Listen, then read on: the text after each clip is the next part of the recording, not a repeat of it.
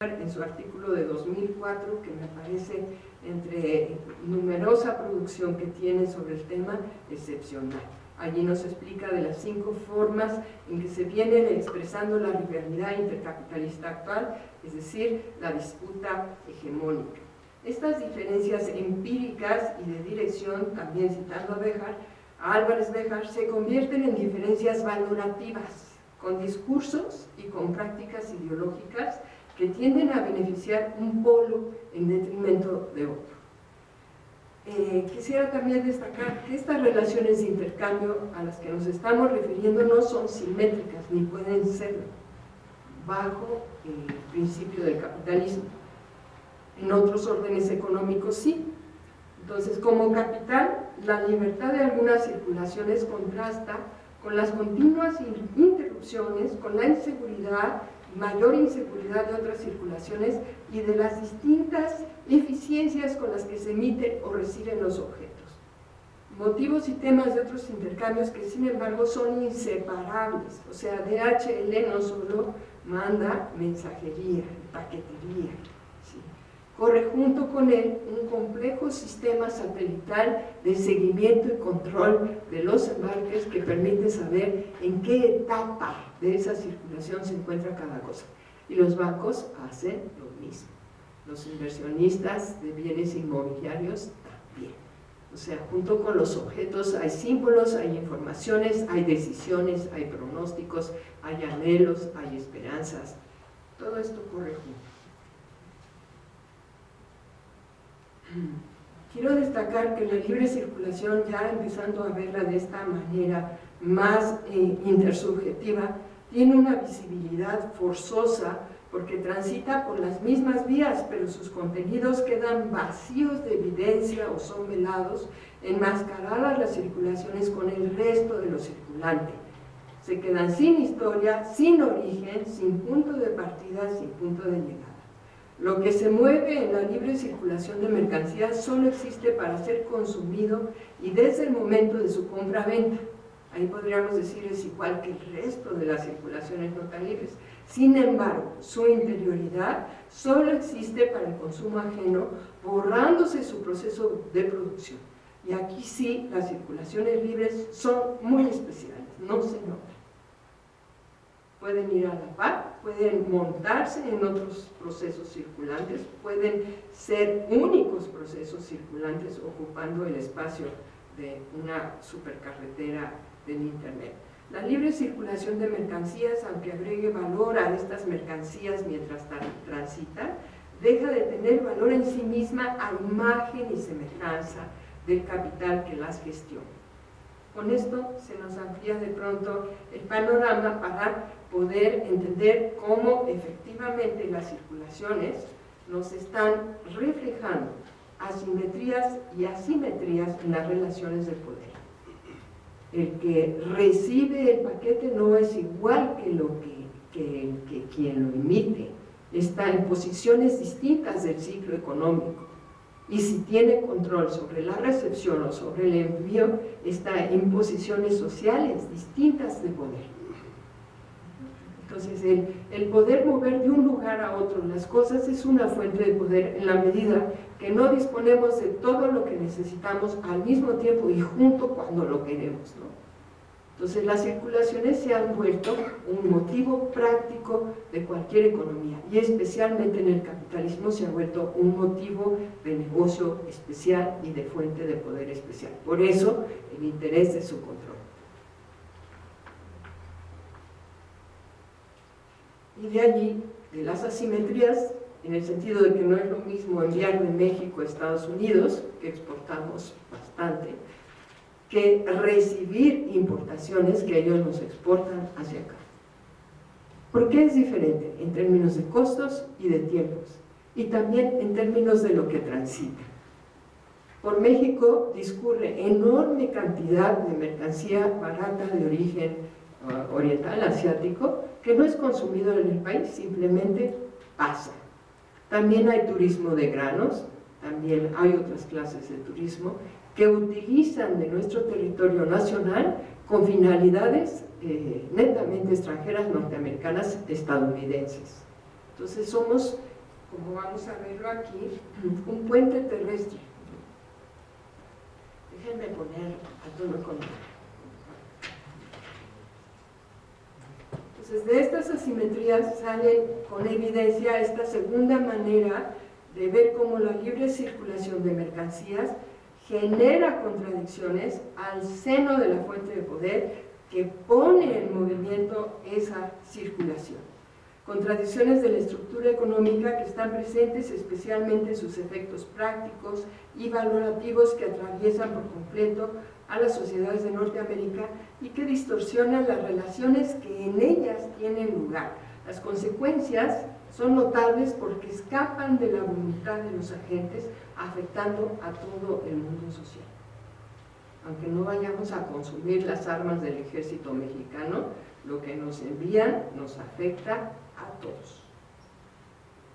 La contradicción, causalidad de la estructura a través de los efectos prácticos y valorativos que la sobredeterminan, contrasta representaciones ideológicas de la acción tal y como se presenta a la conciencia individual y la racionalidad fundamental no intencional que se produce como una estructura del espacio social en la que la gente está inmerso sin querer y participando de cualquiera de todas las circulaciones al consumir, sin dejar de consumir y sin poder separarse de ese modo de consumo. Es decir, hemos perdido autonomía, soberanía, autosuficiencia, estamos inmersos en ese sistema de circulación. El capital es mucho más móvil que el trabajo y quienes estudian el empleo, la retribución salarial, la ocupación, van a encontrar evidente que lo que les planteo aquí es cierto. Hay una falsa reciprocidad en el intercambio de capital y trabajo. La libre circulación exige inmovilidad laboral a la que son sometidos los trabajadores, pero que es una inmovilidad paralizante, sufrida por el imaginario social que está expectante a la espera de la apertura del mercado de trabajo. El panorama de lo deseable tan distinto de lo alcanzable separa constantemente con una barrera invisible unos de otros y de sí mismos, con ilusiones, expectativas, esperanzas, una fuga hacia todo lo que siempre aparece como fuera de nuestro alcance, más allá de nuestro alcance, en cuanto a consumo, dinero, poder, fama, prestigio, todo el mundo quiere algo más.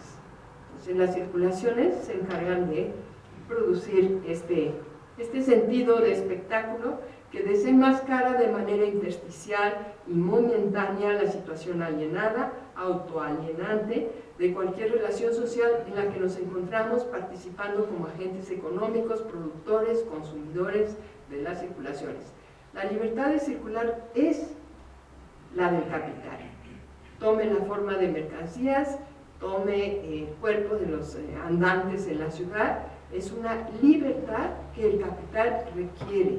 El capital no tiene condición material espacial, es transespacial desde su origen, es transnacional, transterritorial. Para eso necesitó los estados modernos, pero ahora cada vez menos.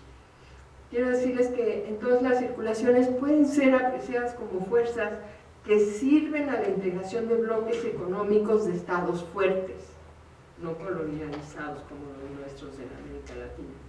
A través del control de ellas ejercen su influencia. O sea, con lo que circula, refería el ejemplo de la Coca-Cola, pero con cualquier objeto que circula, cualquier intercambio, hay una impronta que se llama capitalismo. Álvarez explica al respecto cómo la disputa hegemónica actual y su dinámica específica se puede explicar mediante dos movimientos interrelacionados, chéquense, movimientos interrelacionados y complementarios de los grandes bloques comerciales, entre los que caben todo lo que circula entre América hacia Europa, de Asia hacia América, en todos sentidos. Uno de ellos es la profundización de las tendencias integradoras, regionalizadoras de los bloques, y el otro de clara búsqueda de ampliación de sus esferas de influencia. Pero esta ampliación de la hegemonía requiere la constricción, el encierro, el vaciamiento de enormes territorios, y México da ejemplo de lo que está pasando con la deshabitación del 30% de las casas habitaciones que tiene edificadas y que, bueno, están simplemente vacías. Algunas conjeturas de las que pueden desprenderse conclusiones que son difíciles de presentar en términos de pronóstico del curso seguido y del alcance de estas ideas y de los hechos, así como de las consecuencias que traen consigo. El aumento en el volumen, intensidad y frecuencia de las circulaciones de mercancías, sin embargo, sirven para destacar los siguientes 14 efectos. Con la firma del Telecán se intensifica la libre circulación de mercancías en Norteamérica. En ese proceso, México participa cumpliendo un triple papel, primero como contrapeso territorial, pobre. En segundo lugar, como puente terrestre importantísimo de las circulaciones de Norteamérica en su conjunto y particularmente desde los Estados Unidos y hacia el Pacífico, y desde el Pacífico hacia los Estados Unidos. Y tres, como reserva estratégica territorial, en el sentido que dice Álvarez también, mano de obra barata, recursos abundantes y consumo privilegiado de los productos norteamericanos. 3. El mayor volumen, intensidad y velocidad de los capitales intercambiados entre los países del Telecán es acompañado por un intenso proceso de construcción, inversión, enlace y prolongación de las infraestructuras de transporte y comunicación para soportar el incremento de los intercambios de manera continua. Ya vimos las condiciones de la red de transportes en Estados Unidos y de cómo ya se ha hecho finalmente posible la continuidad de ese proceso. Claro que para México esto ha significado privilegiar los recorridos de largas distancias y abandonar los mercados regionales y la posibilidad de los mercados internos, locales y regionales, con base en los que pudiera expandirse una capacidad y un potencial industrial nacional propio, o sea, desnacionalización. Para contribuir, 5, a entender estos complejos procesos de la economía norteamericana y mundial, pueden ser útiles distintos enfoques económicos que incluyan este detalle de la libre circulación física de mercancías y los conceptos geoestratégicos y culturales que hace evidente. 6.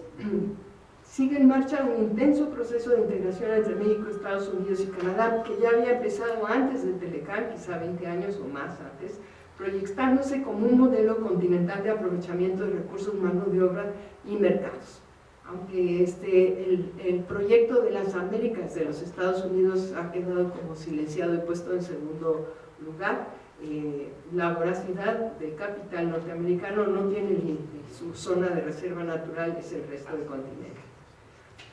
Y bueno, en México, 10, las distintas circulaciones físicas de mercancías sugieren la formación de alarmantes vacíos territoriales de los que mencionaba algunos, a los que se aunan procesos de abandono y desalojo forzado de amplios grupos de poblaciones obligados a emigrar a otros lugares del país y Norteamérica. Y si empezamos con Zacatecas, seguimos con Michoacán y Oaxaca y Tlaxcala, y ahora ya no hay entidad federativa del país que no expulse mexicanos al resto de Norteamérica, Estados Unidos y Canadá.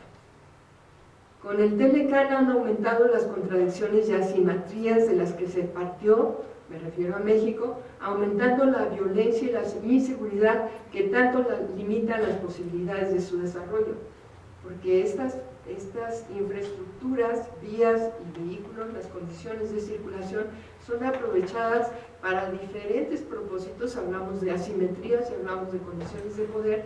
Entonces, gobiernos paralelos al que está en el Palacio Nacional